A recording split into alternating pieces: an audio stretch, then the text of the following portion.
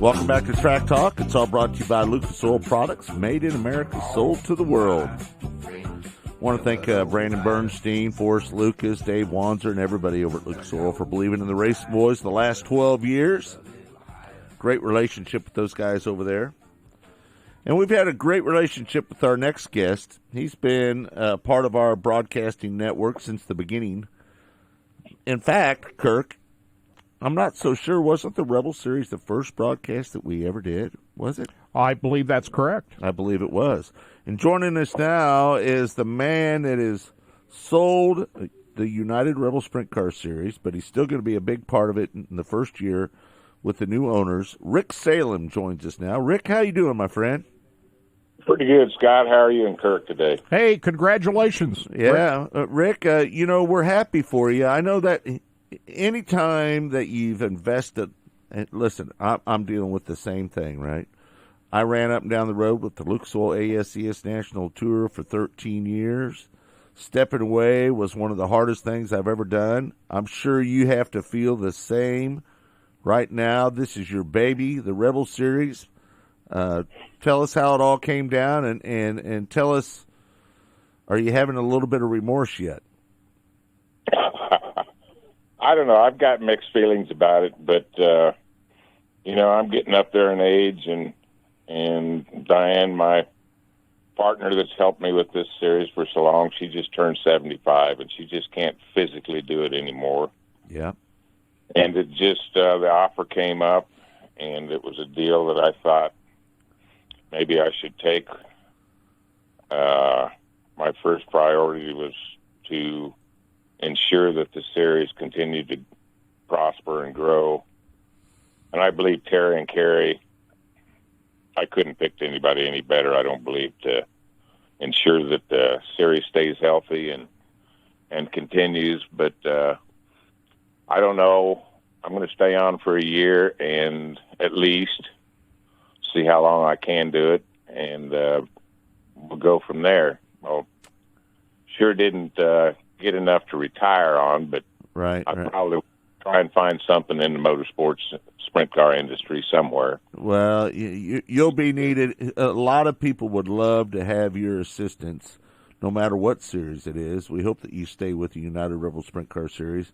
You talked about Terry and Carrie a little bit, the Maddox Corby Promotions combination. Those two have really done a lot here in the last few years, and you got to feel really comfortable knowing that those guys are really open wheel guys. I mean, they're vested, right? They've got the Oil Capital Racing Series.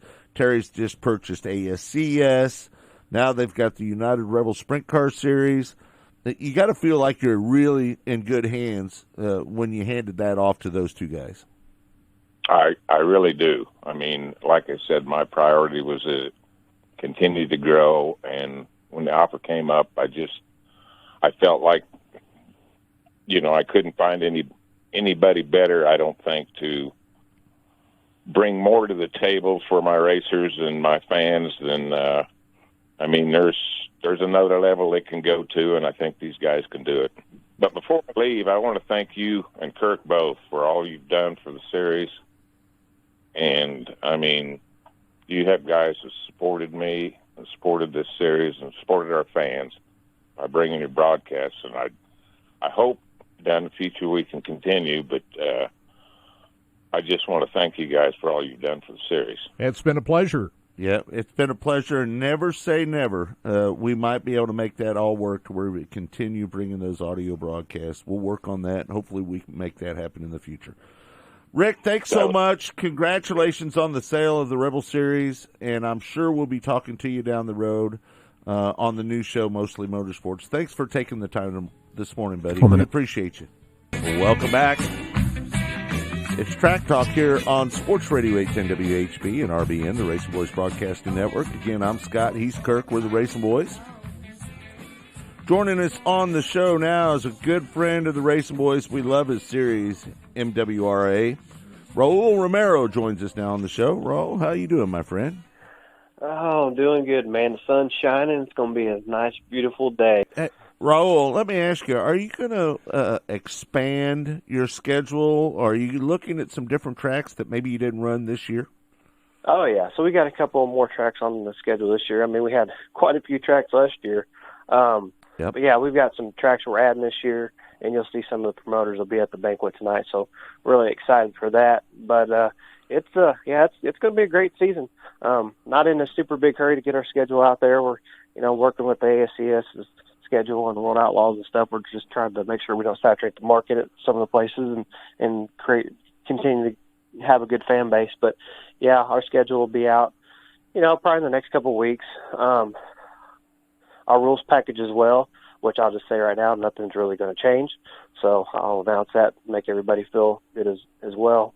But yeah, 22 is looking bright. I'm going to spread it out a little bit, and it's going to be fun. I'm really excited for it.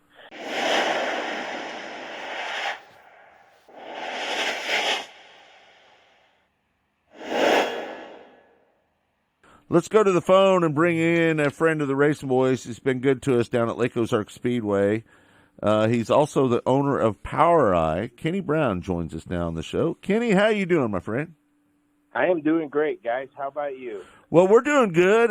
Man, listen, we sit here and we look at the direction that you're taking the POWRi League and bringing in 410 sprint car racing. I think there's a little momentum right now in 410 racing because there was a lot of guys when the All-Stars came up this way. MOA, some guys went over there and run with MOA when the World of Outlaws come in. I think some of the guys went in there, jumped in, got a little taste of 410 action, and I'm not so sure maybe the timing of your 410 deal might not be right. Well, we're hoping it is. For the last 2-3 years, we've been wanting to get it going. But then the lake came into play last year, so we kind of put it on pause. And then getting the lake, with the venue it is for wing sprint car racing, whether we're running ASCS, the All-Stars, the World Outlaws, it was just something that fit for us. And the other thing is we've got a good tier system where you run, quarter midgets, micros, off to sprint cars. But we just felt like we needed to add the wing sprint car to continue to detain our drivers and give them another option. That's kind of why it came up, and just like you said, we're running the All-Stars down there. When I'd been running the All-Stars since they started the inception up at Wisconsin, and just working with them, we were trying to get an All-Star West out here, but that wasn't in the cards, but we tried. And then they still wanted to work with us. So by doing this, we can also do some co-sanction shows with the All-Stars and with the Outlaws and things like that. So I think it's going to be good. It's always a little iffy your first season trying to get tracks, get the schedule going. And then Terry with ASCS, he's just knocking them dead, doing a great job trying to revitalize that. And that's the other good thing is working with Terry and ASCS. We've got ASCS coming in, Memorial Day and Labor Day, and we're just looking around to see where 410 wing sprints are really running and try and stay off that. I mean, it's tough to compete with Knoxville and what's going on there, but there's some opportunities out there, and maybe not for the top 10 in the Outlaws, but certainly for the guys in the Midwest.